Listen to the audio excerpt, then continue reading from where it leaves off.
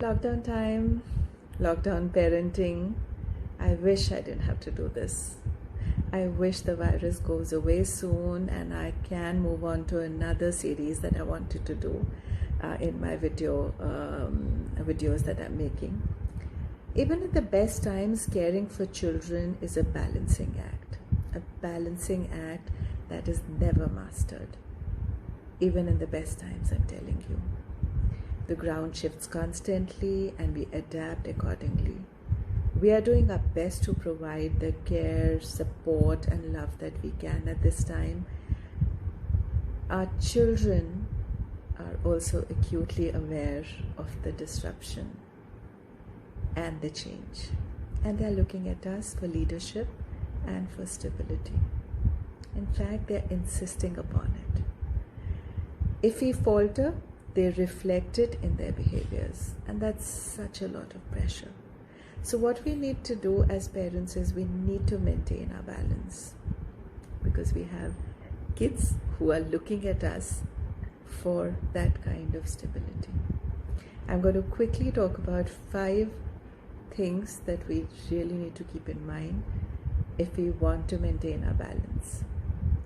First, we need to remember that we are in a passage. This is not a usual time.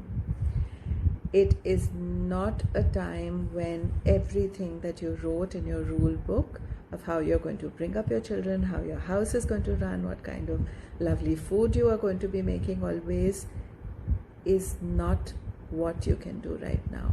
The rules have changed, have to be changed. Second, let go of the responsibility that doesn't belong to you. And the big one is, don't try to be your child's teacher 24/7 now that you are stuck with being a homeschooler. Let it remain the responsibility of the teacher who's taking the online classes.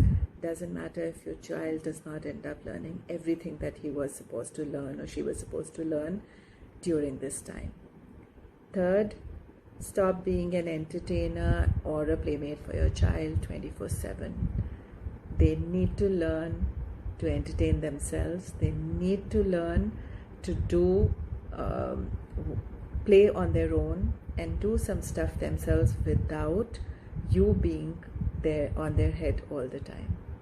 Fourth, stop being a conflict referee for your children. The sibling squabbles, if they are not endangering one of your child, you just need to let them be. You don't have to go and check them and become a referee with them all the time.